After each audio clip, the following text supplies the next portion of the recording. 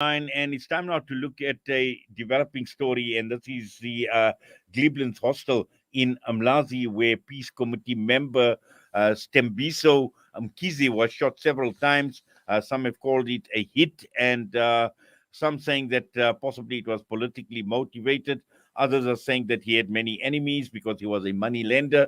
But just to try and understand what this actually means, we're joined by Vanessa Burger, independent community activist for human rights and social justice. Vanessa, good morning to you. And as always, welcome to the show.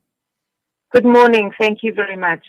Yes, clearly there are conflicting stories that are coming out in the aftermath of the shooting of Stembiso Mkhize, and we learned that he was shot several times in the head, and which tells us that this was definitely a hit at the hostel.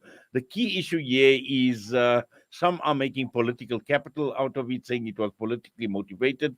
Others saying that this man had many enemies. What do we know, or what do you know about what had transpired? Look, I did know Steve quite well. I had assisted him with a previous case in 2015 when he had been arrested on charges of murder, which was later withdrawn. And he alleged at the time he'd been tortured by police, and I assisted him with his case then. But look, it could be anything. We don't know at this stage. The fact is, though, that the political climate in KZN, especially throughout the country, but particularly in KZN, is it's indicative of a complete breakdown in law and order, a complete breakdown in policing, totally inadequate policing, a failure of the justice system. You know that these kind of hits are actually still taking place, and particularly in poor areas. I mean, we've just lost 3 people in Nanda. We've lost 11 people about 2 or 3 weeks ago, also in Amlazi in 2 separate incidents. So killing of this kind of degree is continuing and getting far worse, and I believe it will as the closer we get to elections. Yes. Now, this seems to be the strong sentiment that it is obviously linked to the elections, and also in terms of the support of a candidate. Look, we don't know. We can't say that at this stage. We really don't know whether it was politically motivated or not. He was a strong supporter of the new candidate. Definitely, he did want change at the hospital. He was a former member of the peace committee that was put in place in 2016. A large number of them now are actually dead. They were killed over the years. So it's very worrying, all of this. The killings at Glebelands, though, they did resume in September last year.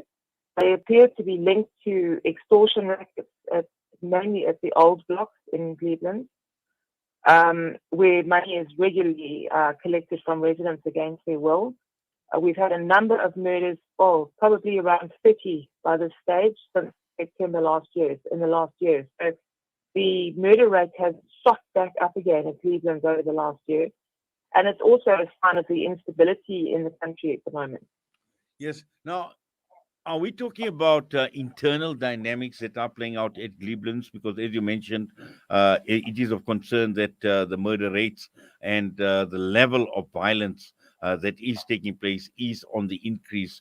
Is it an internal issue, or are there possibly external forces that are behind this, that are driving the type of violence that and killings that we see at Glebelands? Look, I believe it's a mixture of both. Um, as I testified at the Morani Commission, you know, it's an internal issue so far as there is a complete breakdown in the administration, not only at Cleveland, but at most hospitals. I mean, there is basically no administration. There's almost no service delivery. So that, and also very, very high crime rates in hospitals. But it's also an external issue because of the politics of the country, where the political situation is actually leading to communities to basically implode. There's this complete societal breakdown in a lot of areas, and particularly poorer areas. So it is external, it is political, it's also internal and crime related. So it's both. You cannot actually separate the two. Yes, and interestingly, I read a report about generational violence, a cycle of generational violence that is passed on in blood. And this, we're thinking in terms of a family feud, for instance, where we see this violence being passed on from father to son, from mother to daughter. And this also seems to be an ongoing saga. Yes, definitely. It's not so much a family feud sort of situation, although there are a lot of reprisal hits and that do happen. It's more a case of an indictment against both the former government and our government that was supposed to have addressed those kind of issues post 94. But the hospitals are still subject to political manipulation. They are still subjected to the most horrific living conditions. You know, when communities are forced to live in conditions like that, obviously we're going to get high levels of crime, high levels of social decay, high levels of social problems, and that in itself has never been addressed. There has never been any kind of government initiative to try and stop this kind of, as I say, generational violence, which is passed down. I mean, Spear's child now has witnessed the most horrific incident. What will happen to him when he grows up? How many more incidents like that is he going to witness of his own father? You know, it's obviously that is going to impact on children's minds. Now that there's very little in the way of support systems, you know, psychological support systems that poor communities can access, you know, to assist to deal with that kind of things. There's no government initiatives, no outreach to communities to assist them to cope with these issues and to stop these issues mostly, which comes back again to policing and political will, which is missing. Well, this is the question I was going to raise is have approaches been made to the government? What sort of response has there been? Nothing. It's like speaking into a vacuum. It's very disheartening, very, very disheartening. There is no political will.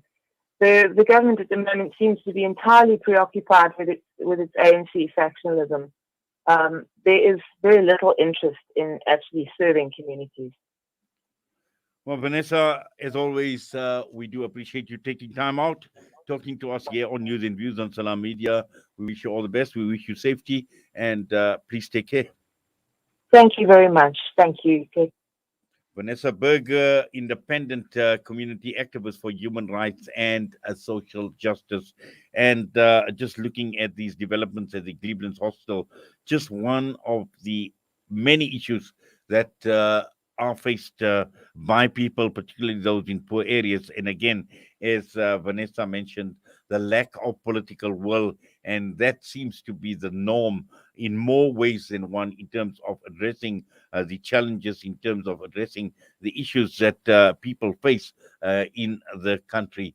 And with that, we are heading towards the news, and we'll be heading to the Al-Ansar news desk, a live crossing over to Tabile Duma in a few seconds. But just to remind you what's still to come on the show this morning, we'll be talking with the CEO of Penny Appeal South Africa, looking about their current campaigns, but also the right of reply. And this morning, we'll be joined by ITV Director Dr. Mohammed Adam, responding to issues raised by staff members of ITV. And you will recall yesterday, a picket had taken place. There was some sort of protest action against ITV. And in all fairness, we need to give the management a right of reply. And that is exactly what we will be doing this morning. And that will be at around 9:35 this morning. But right now, the time is just gone 9 a.m. We're heading for the news.